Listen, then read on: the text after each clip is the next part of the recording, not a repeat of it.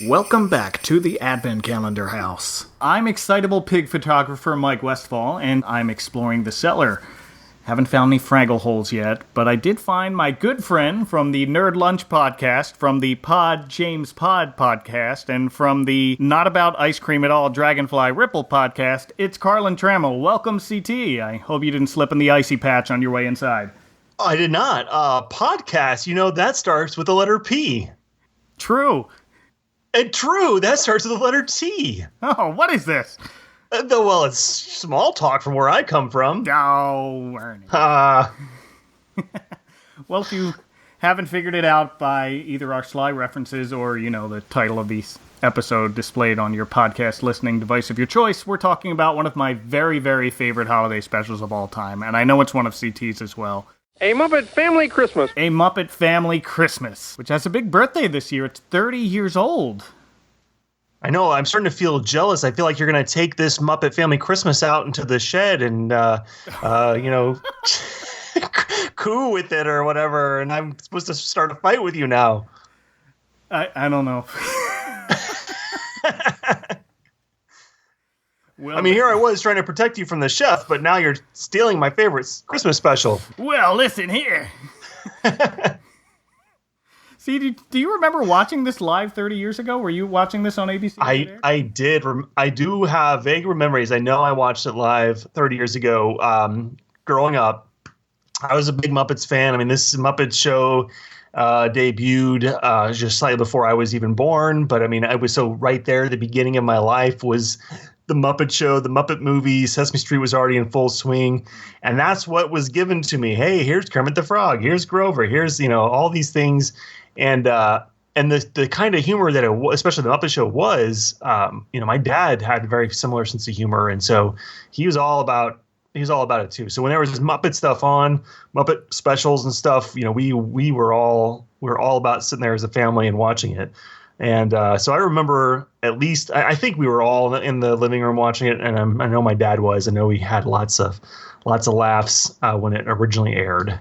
Okay, that sounds a lot like my own story of growing up with the Muppets, and just the whole family was into it. Or at least, I'm the oldest, so I don't know if my brother and sister really latched onto the Muppets as much as I did. But my earliest memory, any kind of memory, is being 4 years old or 3 years old, and my parents are decorating the Christmas tree, and they have John Denver and the Muppets album playing.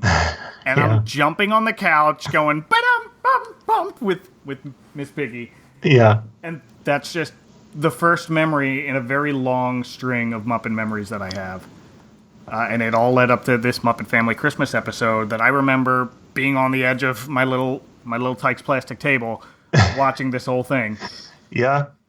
No, okay. So one of my early memories, I when I was very young, and I would have been 3 or 4, I would guess. My mom had some friends over, and some of those moms had brought their kids with them, and one of the other kids, Jeffrey, was claiming that it wasn't Cookie Monster that liked cookies; it was Oscar the Grouch that liked cookies. And I was trying to correct him. You're wrong. it's Cookie Monster. It's in the name. So apparently I was very excited about that. Not excited, but I was very animated about this. And it eventually my mobility and stuff was such that I was out of control in arguing this point and trying to proclaim to others, he is wrong, I am right. So I wound up falling, and I hit my forehead on the corner of a wall, and I had to go get stitches. Oh no! So I have outrage. Yeah, exactly. And so when it comes to the Muppets, ever since I was a wee one, I will fight you. I will fight you about it. I appreciate the Muppets on a deeper level. I will bleed for the Muppets. Yes. Well, I don't know if I can top that, to be honest. But I'm glad to have you on board on this little ride, remembering a Muppet Family Christmas on its 30th anniversary, and I can feel myself growing more gray hairs as I say that. But 30 years, it's crazy. 30 years. I just remember the whole gathering, and they did that just the year before. The Muppets themselves had celebrated 30 years just the year before this, and I remember that, and Now it's celebrating another 30 years after that. And as I was typing out my notes for this, I realized that and was just like, whew. Yeah, it deserves, and I don't, I presume that they're listening, but Disney needs to get on releasing, a very thorough anniversary disc of some kind of this special. Lots of extras, lots of behind the scenes information, interviews, but really the full version, everything. I mean, because the DVD release, I mean, I'm glad to have it, but there are some issues with it. There are a lot of issues with it, and I didn't realize this until I had grown up and someone had the DVD, because I had my old VHS tape that was a mostly perfect copy. It cut out the beginning, and you know how VHS recording works. At one point, my mom tried to cut out some of the commercials, and that didn't work well, and it's just like, we just decided. So half of my copy, my old VHS copy, that who knows where that is in some dumpster now, because I no longer have a VHS player to play it on. But half of it was untouched and beautiful, and the other half was, you see half a second of one commercial, and then it just kind of blips back in with Rolf going, "Oh, hey, Fozzie, I was following the truck, and boy, am I exhausted." Oh, that's great. Go tell my mom. All right. But yeah, they grow up, and someone has a DVD of this, and they're playing, and I'm like, there's a whole chunk of this missing and a whole chunk of that missing, and this entire song's gone. And here I find that it's a lot of music rights issues. Yeah. Well, I wasn't fortunate enough to have recorded this when it aired, and I don't even know how often this aired after it originally aired. I know some of these specials would air again. I don't know the airing history of this. So this came out in 87. I don't know if it aired again in 88 or 89. My guess is that it would not have aired, at least on network television, much more after this, because Henson would have passed on, 2-3 years after this? Yeah, I don't think it did. In 90. Network television again. He passed away in 90, right? Is that right? Correct. That's correct. Yeah. About May of 90? May sounds right. I don't remember the day. I remember the day he was born because he and I share a birthday. Oh, I see. Okay, I bled for the Muppets, but you share a birthday with Jim Henson. Okay, yeah, all right. You know what you can. So we didn't tape it. I didn't have a copy, but I vividly remembered the snowman scene and Fozzie's routine with the song and everything. And so then when they came out on DVD, I was like, oh, hey, I remember this. I love this thing. And bought the DVD, played it, and I knew instantly when Fozzie says something like, he meets the snowman, and then immediately it's like, Kermit! And he runs in. And I'm like, where are all the jokes? The jokes are gone. Like, I know there were jokes, and I was so I was so upset. Setup. Seriously, Fozzie, what do you think of the weather we're having? It's so cold. How cold is it? It's so cold that when I opened my refrigerator this morning, there was a polar bear inside trying to keep warm. But it's always cold at Christmas. Christmas. Time for Santa Claus and his 8 prancing reindeer. That's reindeer. No, that's snow, darling. Man, you guys are the funniest comedy teams in the business. Really? Thank you. Stay right where you are. Come in. I know. It was so maddening, and I didn't even realize the extent of what was missing. I knew that was missing, and then the Muppet Babies song was missing.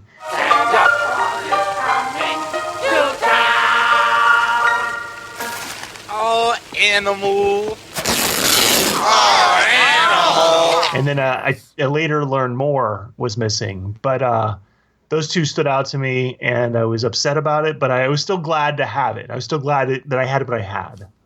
Okay. Yeah, I remember that it did air on Nickelodeon for a few years in the 90s because my mom would babysit out of her home, and one of the little girls, who's now in her 20s, one of the little girls that she would watch would want to watch The Muppet Family Christmas every day. It could be the middle of July. Can we watch Muppet Family Christmas? And of course, I'd be like, okay, let's go. Yeah. So we had that little bonding. That's a smart kid. Smart kid. She is a smart kid. I hope you're listening, Sarah. I'll make her listen to this one. She'll love it. So let's get right into it. Do you have any other favorite scenes or favorite jokes that just stand out more than the others? We mentioned the snowman. Actually, I'm a snowman. What's a snowman? Nothing. What's a snow with you? Ah. Fozzie finally finds an audience that appreciates him. The he does. animals It's love it. simple woodland creatures. Right. I know. Well, because you think of it, he's a bear, and that's really his audience. That's his intended audience are animals of the forest. That's it. We found it. We did. One day he'll figure it out. He wasn't really intended for us, but man, some otters and some bunnies and other bears, they love Fozzie Bear. Indeed. Well, I mentioned it off the top. I love the mixing of the different casts, and so and they did it brilliant. I mean, Jerry Jewell is the writer of this. Is just perfectly meshed the worlds of the Muppet Show and Fraggle Rock and Sesame Street. And so when Bert and Ernie introduce themselves to Doc. Oh, hi there. Hey, we're Ernie and Bert. Yeah. Well, hi there yourself. I'm Doc. Oh, did you know that Doc starts with the letter D? Why, yes. Yes starts with the letter Y. Yeah. True. And true starts with the letter D. Hey, what is this? Where we come from, this is small talk. Whatever you say. That might be my hands down funniest bit of the whole thing, because here they are. They walk in and they are still true to who they are, calling out what words begin with what letters and all that stuff. And Doc is just like, what is happening? Right. He's and a normal person. Like, what are you doing? Yeah. Because whenever a regular human, like if there's a guest star, a Gordon or a Susan, or if there's a celebrity guest star, when they're on Sesame Street, they are in that world. They are talking for the most part like that as well. Oh, yeah. But when you pull them out and put them into the farmhouse and they have to talk to Doc, he's like, what is happening here? And like, this is small talk. This is how it is. And he just rolls with the punches. For a guy who was expecting a nice, quiet Christmas by himself in a farmhouse, he is very good about just sharing this space he no longer has with a bunch of weirdos. He has a great attitude about it. It's good old Doc. Does. His heart just must have grown 3 sizes that day, and good for him. Now Fraggle Rock was on HBO when it originally aired, post Muppet Show, and I guess at this point, it would have been off the air by this point. I don't think it would have been on anymore. I think so. And did you have access to HBO? Were you familiar with Fraggle Rock? Okay. Yes. Oh yeah. So I'd only seen, I think, the first season when it originally aired. I think we had HBO for a year or whenever, or we had gotten a trial during a time when we were able to catch most of the first season. I don't actually remember the details. I would have been. I don't either. I think we had HBO, but we were supposed to. I mean, I would have been young because I was born in South Carolina and then moved when I was 7 to Illinois. And I remember watching Fraggle Rock in South Carolina. So I would have been 5 or 6. Okay. But I still, that said, like I'd only seen that much. I'd only seen like a season of it. And I still remember Doc and Sprocket. So when they showed up near the beginning of the special, I had wondered what was going on. Like at that point, I was already like, whoa, what are those guys doing on a Muppet special? That was huge. That was a huge. Yeah, I do remember throwing them. Like, what are you doing here? I don't remember them being.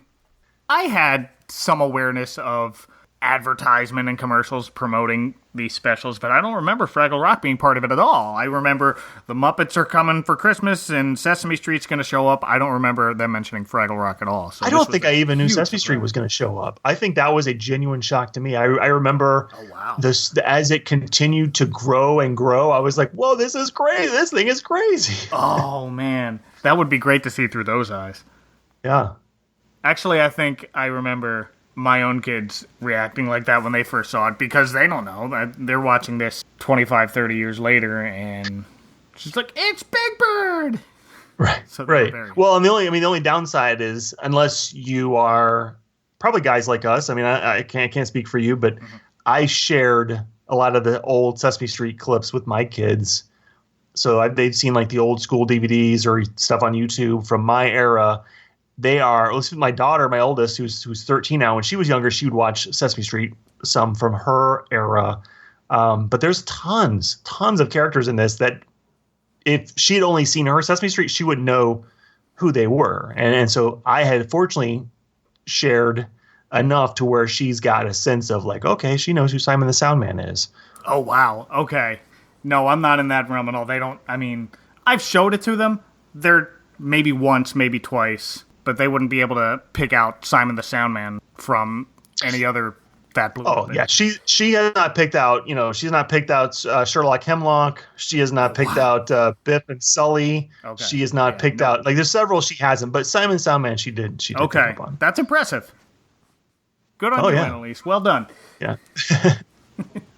I remember the Muppet Babies being a huge deal. I don't remember that being advertised. So when they played those home movies, that was a big deal. And the only other time we saw what in my tiny kid brain were the real, not animated Muppet Babies was in the Muppets Take Manhattan movie. So this was big. Right. Well, I mean, I feel like this merits a whole separate discussion, though, this Muppet Babies thing. Because to me, this is the big continuity issue. Oh, the big Muppet. Well, the big Muppet continuity. Yes. So, Muppet Babies and Muppets Take Manhattan, when we're watching Muppets Take Manhattan, we're looking at, like, yeah, it's Kermit, Piggy, Fozzie, blah, blah, blah, blah, blah. Okay. But those are, it's like this alternate storyline. Yep. It's like they're in college and they all grew up. Well, actually, they didn't grow up together. It was a dream sequence. It was like, what if we had grown up together? What if we knew each other as babies? But so the whole premise of the movie is it's not the Muppet Show Muppets, but it's these characters in, like, a different setting. Yes. A la, like, even the Great Muppet Caper was like that. It's like, I'm Kermit, but now I'm telling a new story as Kermit. Fine, I can go with that. It's like, in my mind, there's a real Kermit who is putting on a show for us. Okay. And then within the movie, they tell about this dream where we see the Muppet Babies. So then we come to Muppet Family Christmas, which I look at it as a continuation of the Muppet Show universe that has the Muppet movie as its, air quotes continuity. They didn't grow up together. They were not babies together. Right. They didn't wrap Muppets Take Manhattan into that sort of package where we're making a movie. The other two, it's just like, all right, we're going to sit in a theater and watch a movie about us. And the other one was, we're going to shoot down from a hot air balloon and look, we're going to make a big number about, hey, it's a movie. But this one didn't have that. It starts right into the story and it ends right at the end of the story. And it's, for all intents and purposes, actual events. Right. Actual events. Correct. So the only thing, and I love that the Muppet Babies are in there. Don't get me wrong. I love it. I love the little song. I love seeing Baby Ralph. I mean, there's nothing cuter than Baby Ralph. He was on your base. Wait, no. Where did you draft him? Oh, did I have him on my baseball? I don't remember if I baseball. He was on my animated dog. Oh, animated dogs. Yeah. Oh, I was pulling for Baby Ralph. Yeah, cartoon dogs. The Sweet 16 of cartoon dogs, I think is what that was. I'll post Mike, edit in whatever episode that was in. Episode 274 of the Nerd Lunch Podcast. So just go back and listen to all of our shows, and you'll hit it. You'll hit that one. Perfect. Do that too. But I'm glad they're in there, but I did have a hard time reconciling the Muppet Babies with this Muppet continuity. That makes sense now that you say that now, but of course I was 7 years old when this first aired, so that went right over my head. It was just like, it's the Muppet Babies. And I don't think But have you thought about it since? Have you tried to figure it out since, or you just I mean, the convenient answer is, well, you have to consider Muppets Take Manhattan as non-canon like the other two, where they're putting on a show for you, but there's no indication that that's true. Yeah, well, and even in Muppets Take Manhattan, it's a dream sequence, that Muppet Babies sequence. So to have them show up in this seems, and then then if you want to throw in Kermit's swamp years, just no, and I don't want to throw that in, but. Nah, not yet.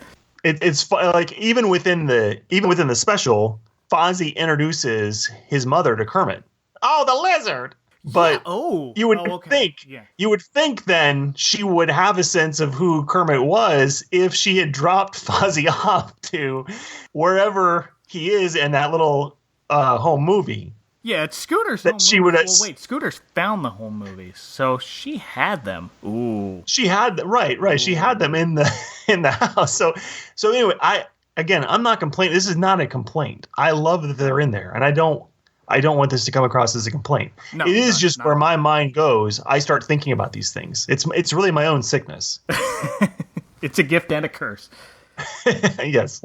I'm picking up what you're putting down, though. Well, in Ma Bear's defense, she may not have watched these home movies for years and years and years. And as far as she was concerned, she was dropping off Fozzie at Nanny's house. She knew there was a lizard-type creature who went to daycare with him. I dropped my son off at his daycare. I don't know who the other kids. I may remember a name or two, but they're friends in school, and I don't know any of the other parents yet. Yeah. But they're just there, so I get it.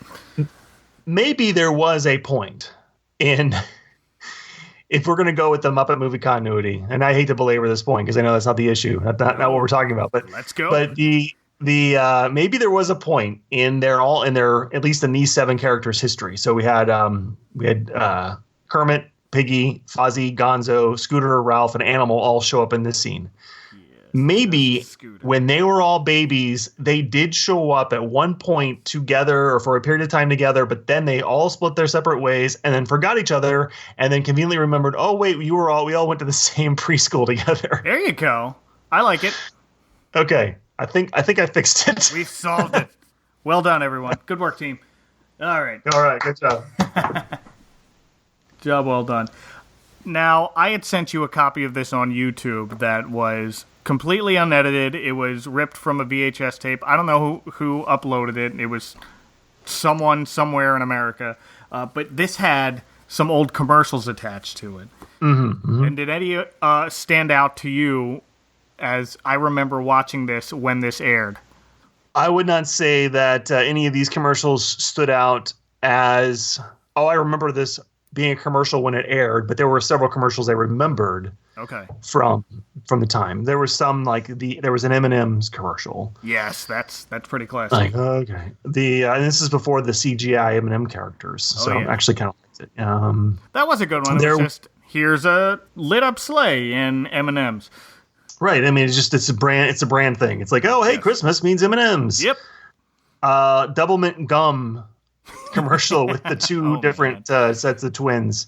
I mean, I remember all kinds of crazy double mint gum scenarios, and there was a classic one.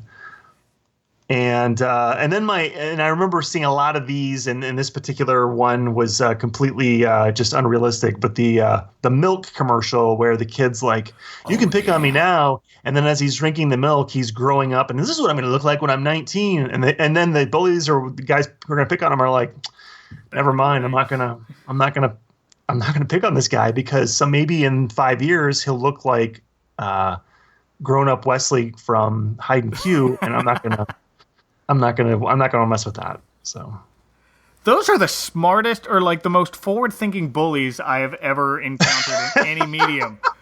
I know. It was just, whoa, wait a minute, this might come back to haunt me in 5 or so years. Maybe I'd better not punch this kid.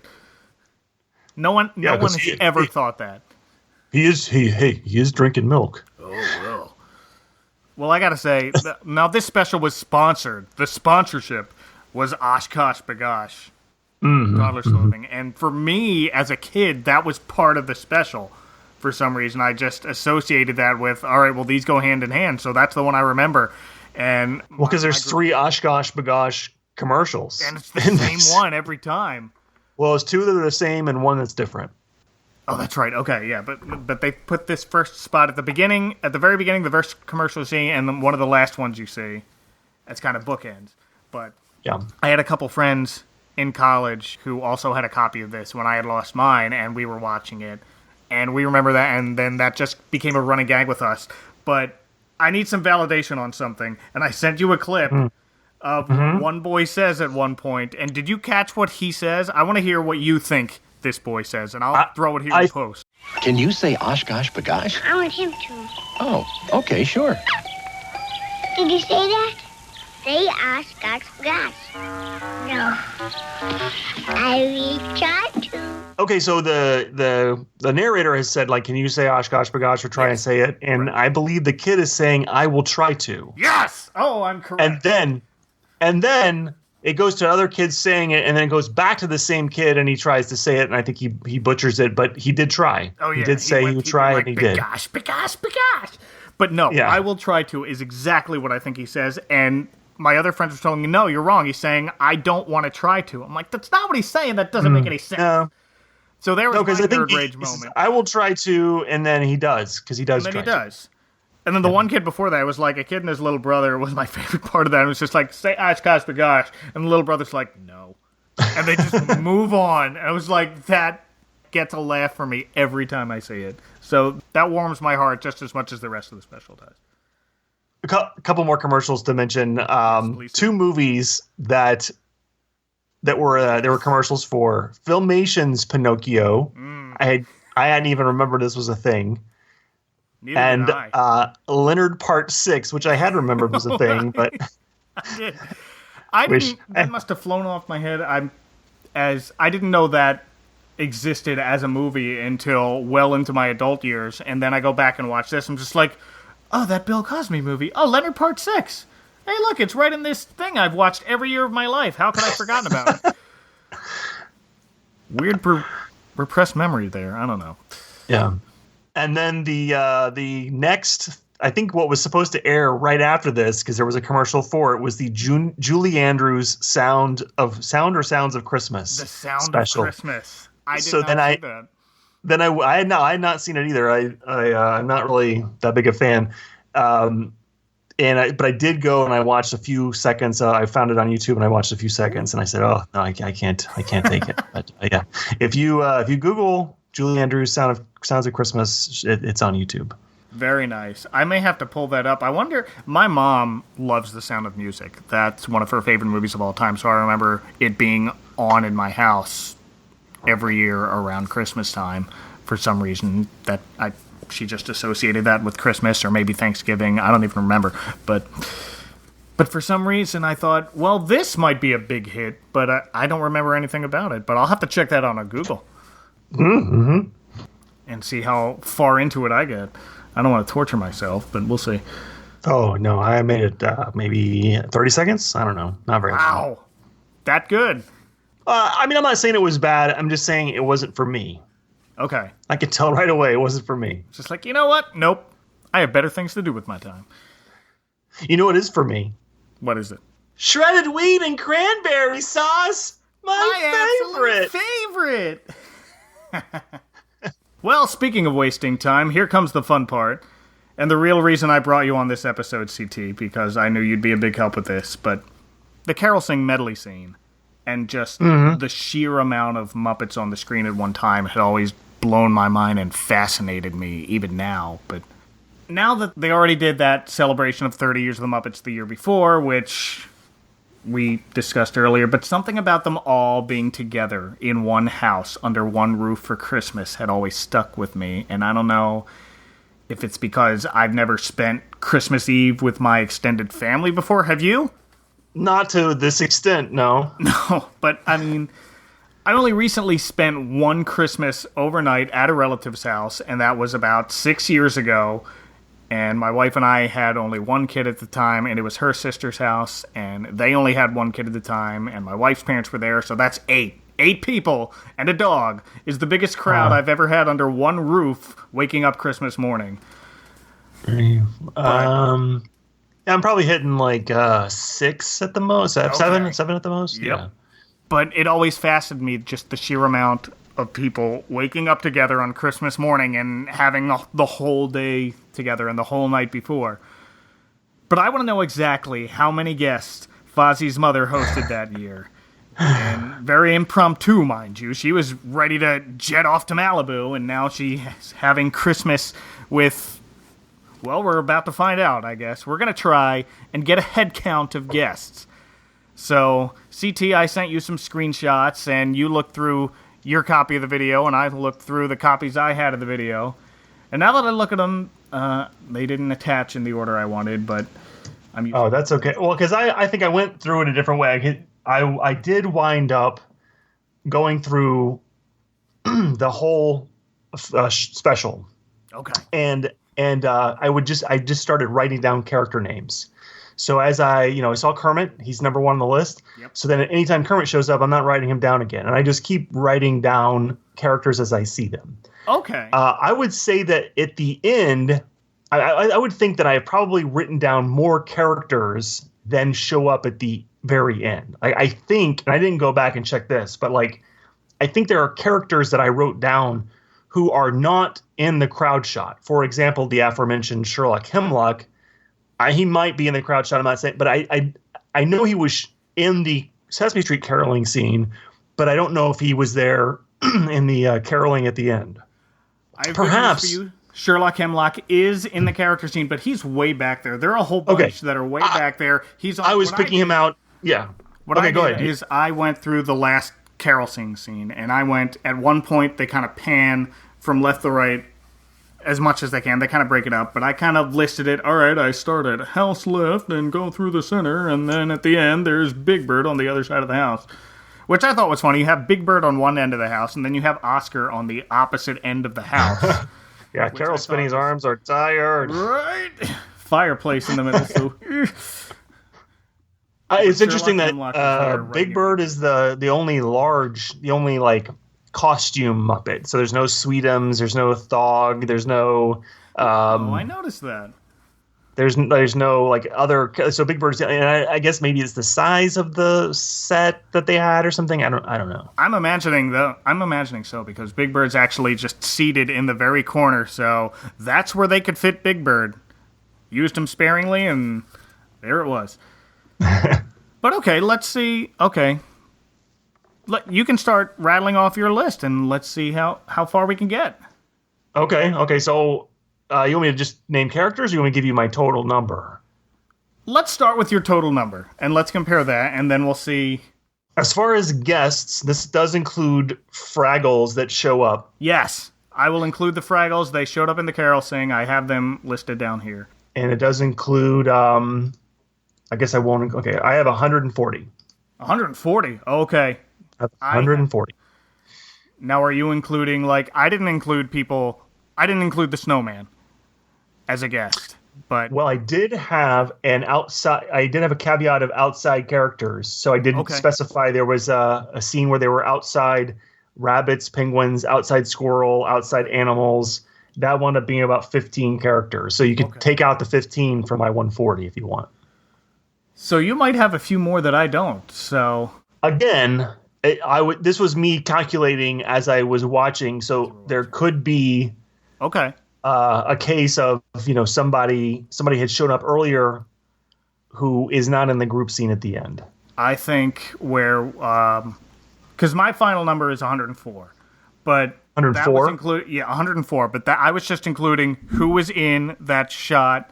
Well, no, not. I got 96 for the actual group shot of people singing the Christmas carols, and then I had another 8 that I knew were there that had shown up earlier or show up a few minutes later. More right.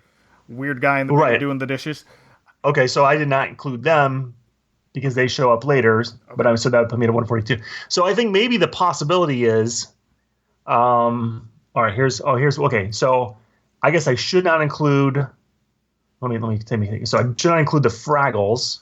Well, let's include the Fraggles. That's fine. Well, no. I should not include the background Fraggles. Okay, yeah, the background. Because there was. Right. So when I calculated the characters, they show up. Yeah, they do. And I guess the dogs that bring Doc and Piggy in, they don't show up in this. Okay, all right. Okay. All right, hold on. Let me see. How many? So the other thing probably is like how many chickens, how many rats, how many penguins have you calculated? I counted 7 chickens. That includes Camilla. You have 6 others that are just kind of hanging out on the stairs. Okay, so I have Camilla and 6 chickens. Let's add the exact number. All right. Good. All right, how many rats did you come up with? Rats. See, I have them all by name because I looked at the Muppets Take Manhattan list. I'm just like, well. Oh, okay. I had I had Rizzo, and then I just had rats. Yep, Rizzo. Okay, let's see. Rizzo, I had Tatooey, who has the sailor hat. I had Masterson, who has the little black tie. I have Yolanda, who's the only female one that I know of. And Yolanda and Rizzo were hanging out during the carol sing in front of Elmo. I had Tatooey and Masterson behind Kermit and Piggy. I had one more. Did you draw a diagram? I didn't. I listed them from left to right. Oh, I should have drawn a diagram. Like a Sergeant Pepper diagram. Oh, man. Yes. That's what we need here. Okay, well. So I might have miscalculated on the rats. I might be up higher. I only have one more that I found, who is Chester, who's the one with the incessant cold, who's wearing a sweater. Okay. How many penguins did you have inside? Inside. See, and I have them listed from left to right. It was just like, all right, there's a penguin, there's a penguin, there's a penguin next to the Swedish chef. There are 2 penguins next to the 2-headed monster. There's at least 4 penguins inside, if not more. Yes. There were 9 that showed up earlier during, I believe, the Fozzie and Snowman scene. That sounds about right. But then maybe not all 9 are inside. There are at least 4 inside, is what I can tell. All right. There might have been a 5th. Okay. Well, I'll go with 4. I'm trying to get my number to match yours. So let's see. I am now at 109. So I'm closer. I'm much closer to you. Okay. And a lot of these are just anything monsters that I could not place. They were close to some others. I was just like, is that Maurice? That's not Maurice. He's got a pink nose. And then there were a few hanging out way in the back behind Cookie Monster. That was just, there's a green one that I've seen before. There's a gray one that I've seen before. That one may or may not be Kermit the Groff. Now that says Kermit the Groff. Groff. And I'm Kermit the Frog. Frog. Don't you understand? Now, sir, I understand. I'm an owner of this shop. Wait a minute. Don't tell me you're Kermit the Groff, huh? Yeah. Yeah, well, take your T-shirt and get out of here. Here you are, sir. Don't mind that customer. What do you mean, don't mind that customer? Thank you. Yes. Oh, that's who that, right. The brown one? No, he's kind of grayish. Because there was a brown one that I was trying to place him, and he might have been one of the way in the back. He looked a lot like a Grouch, and so I sort of was like, was he a Grouch? But I don't know if he's a Grouch or if he was another monster. I couldn't place. But again, definite Grouch there, and I looked up his name on Muppet Wiki when I was looking at this. Then he is Osvaldo El Grunion, Oscar's Puerto Rican counterpart, who shows up every once in a while as just secondary Grouch. But he apparently is the Grouch in Puerto Rico. Oswaldo was his name? Oswaldo, yes. Osvaldo. Oh, let me see if this is who I'm thinking of. Yes, this is who I'm... okay. Yeah, I had him down. Yeah. But I didn't have his name down. Toward the left, a little closer to Cookie Monster, who's way in the back, kind of bug-eyed, and looks like he might be brownish. It's hard to tell because the light's kind of dim back there. Yeah, yep. Yeah, I don't know who that is. There. It's just like monster, pink honker. Yeah. And, I mean, how many honkers are there? I mean, there's at least 2, if not more. I only saw two honkers. Yeah, I just had 2 down as well. Okay. So, I mean, I've now adjusted my totals. So I'm now looking at what my inside list would be. I have 107. I think we're pretty close. Close enough. All right. Let's see who I missed. Okay. I have Kermit. I have Fozzie. I have Camilla. I have Gonzo. Okay. I have Lips. I have Rizzo. Dr. Teeth. Floyd. Janice. Yep. Robin. Who? Robin. Let's just clear something up. Robin's a pretty cool character. I don't care what other podcasts. I have Animal. I have Sam the Eagle. I have Bunsen Beaker. Here's the thing about Animal. Animal, I could not find him in that Carol Sing shot. I don't know if he decided, love hanger. And I guess he stayed up there. Gonzo got down and got redressed. Animal's that's a good still point. Up there, I guess, because he's not in there. Zoot's not in the shot. Did you mention Zoot? I have not mentioned Zoot yet, but maybe Zoot and Animal are not there. That might help account for our discrepancy as well. Okay. New Zealand. New Zealand, yep. 6 chickens. 6 chickens. Beauregard, Scooter. Marvin Suggs, and one single Muppaphone. One single Muppaphone. Pink one, right? Okay. Yep, a pink one. Emily Bear. Okay. Doc Sprocket. The Rats, which I came up with 6, but I don't know if that matches your total or not. I didn't name them individually. I have 5, but I think the one that's in front of Big Bird and the one who's later seen next to Rolf playing the piano might be the same Muppet, might be the same rat. All right. I'll change mine to 5. I'll take your word for it. All right. Swedish Chef, was he in the group shot? Yeah. Yeah, he's there. He's there. Your back, I have the turkey. Yes, the Christmas turkey. Did the bear, who I would say is kind of a proto Bobo, make it inside? Yeah. I don't think he did. He's not in that in that group shot. I have a lot of different woodland creatures who did make it inside. I had I think about 4 rabbits. I have a bunch of rabbits. Maybe more than that. Let's see. Oh, I don't know if they're just rabbits that. Did any rabbits come on the truck? I don't think so. No, they were not rabbits on the truck. I think they worked their way inside after their debut during the Snowman Fozzie song. Yeah, and I counted them in with the guests because, all right, these rabbits, and I got 2 otters that decided I'm going to stay inside tonight. The rest are out singing. They're singing with the snowman during one part of the medley. But a couple of rabbits and a couple of otters are inside. They're inside, yep. Okay, so I have then Bert and Ernie. Cookie Monster. Mm-hmm. Sherlock Hemlock. The Count. Two-Headed Monster. I only counted him as 1. Oh, I counted. See, it's a head count. So I counted both heads. Okay, that's fine. I'll change it to 2. Prairie Dawn. Yes. I had, so what I have is between Anything Muppets and Monsters. I have 7 Anything Muppets and 6 Monsters. 7 Anything Muppets. Okay. I think I only have 2 that I couldn't name. That may be where. So there was. One was. Well, no, I'm just that you probably. I did not go through and try and figure out who. Some of them look familiar, and I was able to identify them, like Forgetful Jones or Simon Soundman. Like those guys, I recognize. But if I didn't recognize them immediately, I didn't do the research to figure out who they were. So you may have them individually. There were 2 I didn't recognize. One is a female, and she's wearing a red sweater, and she's a lavender. She's like right in the middle.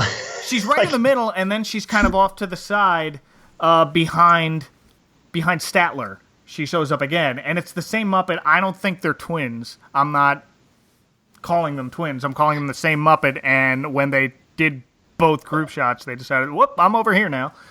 Yeah, there was some where I think they were, like, they must have not remembered where they were supposed to be. Or the something. turkey moves around a bit, and the penguins move around a bit. But and then there was a green male Anything Muppet that I found that I thought, is that Farley? Wow, it's not Farley. Okay. It's another green Anything Muppet, and his hair, he's got brown hair, and he's way in the back during the carol sing. Like he's hiding behind some other monster that I couldn't identify. And my count, my Anything Muppet and Monster count initially comes from the earlier Sesame Street caroling scene. Okay. So maybe they didn't translate, maybe not all of them translated here. Some of them, they have families of their own. You know, they're not going to necessarily stay Could here. be. Harry, Grover, Simon Soundman, Biff Sully, 2 Honkers, Guy Smiley! Guy Smiley! Thank you! He's in there. Sherlock Hemlock's in there. Harry, I could not find in the group shot. Okay. Maybe he's not there. I have no idea. I am. Okay, I'm not seeing him initially either. The Horse and Gladys the Cow. Yes. I have them both. They were over by Rolf. Big Bird. Did you see Big Bird? Was he there? I can't remember. I think I spotted him at the end. Elmo. Elmo's there. Doesn't talk Oscar. much. Forgetful Jones. The Newsman shows up. Yes! Is that the guy? Is that the guy what? Who shouldn't be there? Who shouldn't be there? Is that what you're saying? You're saying he should... Before we started recording, I said, okay, one of the guys who I surprisingly found in the group shot, I'm like, wait a minute, the Muppet Newsman is singing with the rest of you. How did he get there? He was on the TV earlier. I wasn't sure if you were referring to the Newsman or Uncle Traveling Matt. Who had Matt. He does count. Well, he shows up before the other Fraggles show up. Like he's in that shot, but he is in the group shot before that little scene where the other Fraggles show up. I didn't catch him there. I'll have to take a look again. I only catch him right at the end when the Fraggles decide to come up from the cellar. Yeah, he is in it briefly earlier by the fireplace. All right, time for a rewatch. Yeah, I guess I'm going to have to. But Doc kind of gives a knowing glance at Traveling Mad. Like, I don't know if that's to acknowledge I know who and what you are, but... Yeah, you're the one always sending those postcards then. Yeah. Or if he's just become comfortable with all the other weirdos he's encountered at the farmhouse. Let's see here. Do we have Waldorf and Statler? Yep. Say them? Okay. Crazy Harry? Crazy Harry's back there. Bobby Benson? Bobby Benson, I didn't see him in the group shot, but I put him in my count because I saw him either earlier or later. Like, I know you were here. Pops? Pops is back there. Okay. The Five Fraggles? Five Fraggles. Howard Cosell? Yes, Howard Cosell. And I forget his name. He's got an actual Muppet name, but he's the Howard Cosell Muppet. Oh, right. Yeah, I can't remember his name there. Link Hogthrob? Link Hogthrob is way in the door. Pigs, Fufu. Fufu, yes. Blink and you miss Fufu in the group shot. Where was... Okay, hold on. She's right behind Piggy. Yes. But everybody's kind of swaying their head, so sometimes you see her, sometimes you don't. Right. And of course, the quality on this is like such that the motion, anytime there's motion, you try and pause it, you're getting such blur. Oh, yeah. It's a recording of a recording of a recording of a digital copy. I did look at my DVD. I did create a DVD where I pulled the deleted scenes off YouTube, and then I ripped the DVD and I spliced the deleted scenes back into the full show, and then I reburned that to DVD. So that's what we watch every year, and that's what I checked out. Yeah, hey, when you know how to do video stuff, that's what you do. You use your powers for good. There it is. Then my last one, other than the Mink and Jim Henson, was Nigel. Nigel, I have him on my list. That's another one who's not in the group shot, but I actually see him, I think, after. Okay. Maybe it was after I saw him. Okay. So, who did I miss? Let's see. Got the horse. Now I got to go through my whole list here. Well, there's some little white dog next to Sherlock Hemlock, and I couldn't place it. It's not Fufu, or maybe it is Fufu and moved all the way across the room. But where are we talking? Which area? Hemlock is over by Big Bird. In between Sherlock Hemlock and Big Bird and Osvaldo, there's a little white dog, and then there's the blue Muppet with the beard. Big Jeffy is the name that came up on Muppet Wiki. But he's in all the bands, and he's the ZZ Top looking guy. He's kind of in the shadow right next to Big Bird, so that's two. And other than that, I think our lists match pretty darn well. All right. Well, there we go. It's good stuff. So, final tally, we're going with 105-ish, 104-ish. Close enough.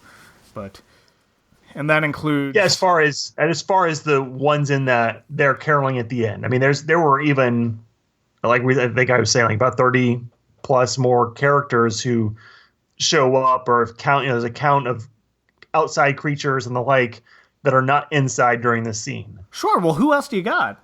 No, I mean, that's what we were talking about, like the outside rabbits, the outside penguins, I think we've mentioned everybody, but I mean, it's 104, 105 inside during this sequence. Yes. And then there's another 30 plus characters who show up. I mean, the Muppet Babies, for example, that's another 7 puppets show up.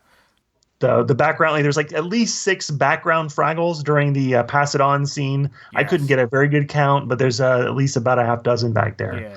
So if you count all that, it adds up pretty fast. Well, I was hoping we'd get over 100, and I'm very happy. And that includes Maureen the Mink, Kermit's gift to Piggy, and that weird guy with the suit and the beard doing the dishes. I don't know who that is, but he just kind of magically appears. He does. Well, they certainly seem to be having a good time out there, Sprocket. Yeah, I like it when they have a good time. But I tell you what, somebody's got to do something about these dishes, Sprocket. Come on. I'll wash and you dry, okay? You know, this is one of those things that I know that so December of '87 to May of 1990, there were other Muppet productions, but there was nothing to this scale or the caliber of 100 Muppets from all the shows together like this one. And in a lot of ways, I look at it as the final major Muppet production that Henson was involved in. I mean, I know he did other stuff, but not like where he got to be involved with every set of characters that he did. No, And so that makes it real, to me, it makes it real special to me. Like, because I've heard people like, why is Jim Henson in it? That's kind of lame. No, it's not. It's just like, this is his way of signing off in a lot of ways. It's No, I thought that was a great bit. And again, we mentioned that 30-year anniversary special that they did the year before, and he shows up in that, and Grover gives him his bill, which I think is a good bit. I may have to revisit that again, but... Oh, Grover! Mr. Henson, sir! And he's in his waiter getup. It's great. I just recently, when watching some the Jim Henson Storytellers with my daughter, and a couple of the... I had actually not seen those until much, much later when they finally were on DVD. But there were some clips of it in the Muppets Celebrate Jim Henson special that came out. I think it was the fall of '90. So I have that VHS tape that I dubbed to DVD, and so my daughter and I just recently watched that. And nice. So that was that's a nice special.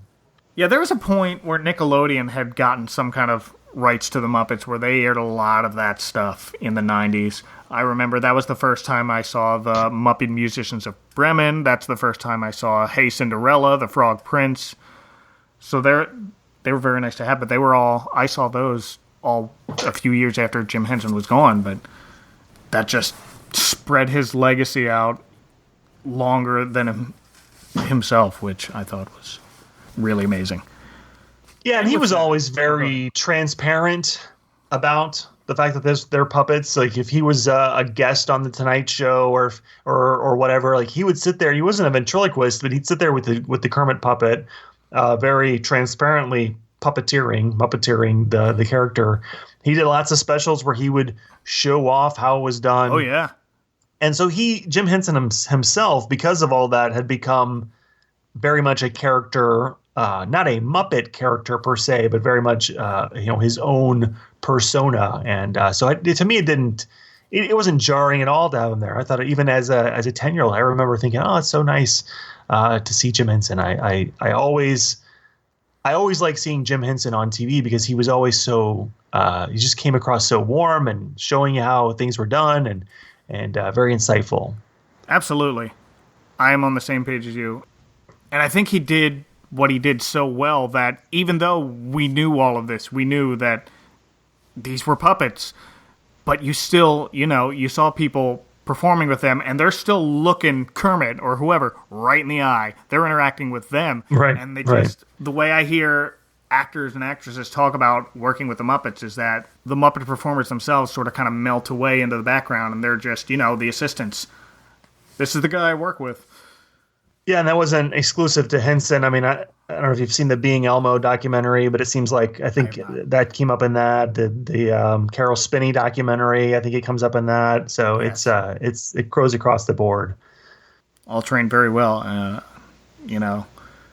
Always kind of a side dream that that would have been really cool career to get into, but it would have been awesome, right? I just don't know if I have the shoulder strength for it.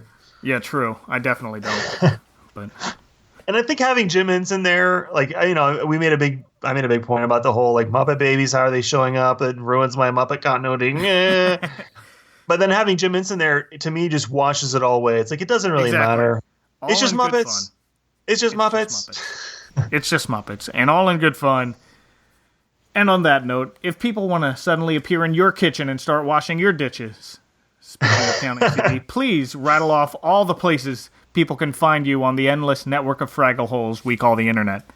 Well, I'm sure would appreciate the dishes being washed, but I would not want them to just show up magically having broken in. So let's discourage that. But keep it to Twitter. You can follow me on Twitter at Nerd Lunch.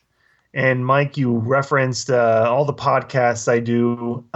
If you liked listening to this and you want to listen to me more, you can go to nerdlunch.net and you can learn everything there is to know about me and all the podcasts I do. And just take a look, go to all the pages there and explore. And that's all you really need to know. Nerdlunch.net and at nerdlunch on Twitter. It is all there. Wow, you kept that brief. Well, that's the route I decided to go because otherwise it's like we're here for another half an hour. Yeah, well. Let me mention. I mention my kids a lot. I will mention another podcast I do called Dragonfly Ripple, bringing up the next generation of nerd.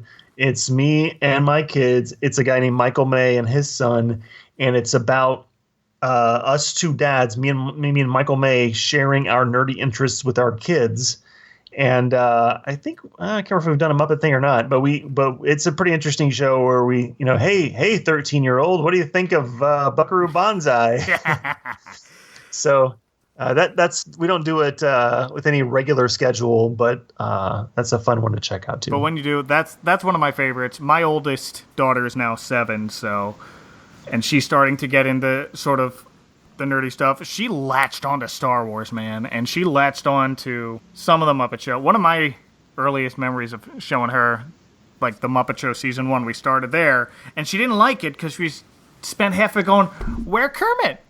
Right. So I show her this. I'm like, here, Kermit, and loved it. My Annalise, my daughter, she was just the other night because we were watching Storyteller and Muppet Celebrate Jim Henson. She while I was recording another podcast, I think Nerd Lunch, she wanted to watch some old Muppet shows, and she was like, "Which one should I watch?" I'm like, "You can watch them all." But I did. The caveat is season 1, while it is good in its own way, it's not the Muppet Show that I think everyone remembers. Yeah. Like that's not the case until late season 1 or season 2. Right. It gets off to a slow start, as all great things do. And she chose to watch the Sly Stallone episode and the Julie Andrews show. Wow. So I should probably show her the Julie Andrews Sounds of Christmas episode. I mean, you don't have to go that far. Well, CT, you've been a huge inspiration for me to record my own voice talking about the goofy things that are near and dear to my heart, and this, whatever it is I'm doing, wouldn't exist without you. So thank you so much for joining me today. Oh, it is my pleasure. I'm so glad that you've been on our show, and what I love about Twitter gets a bad rap, especially these days with all the negativity, but there is so much good in Twitter, and a lot of that's being able to find these friendships, these people that we would never have met otherwise. And so it's great to have been able to have you as a Twitter friend and then a podcasting friend. And we even got to meet in person. And I love that. Yes. I say that all the time. Be the change you want to see in your Twitter feed. And my Twitter feed is mostly jokes and dogs on skateboards and Muppets. That's what I want out of my Twitter. Yeah. And that's what I want out of my podcast. On the next episode of the Advent Calendar House, my customary gruel will suffice, thank you. We take an important commercial break as Joey O of Why Not Radio and I have some business with bees, but Scrooge is not on board. As we know, Honey Nut Cheerios and Christmas go together like Shamrock Shakes and Groundhog Day. You can find this show at adventcalendar.house and on Twitter at adventcalhouse. Please watch out for the icy patch.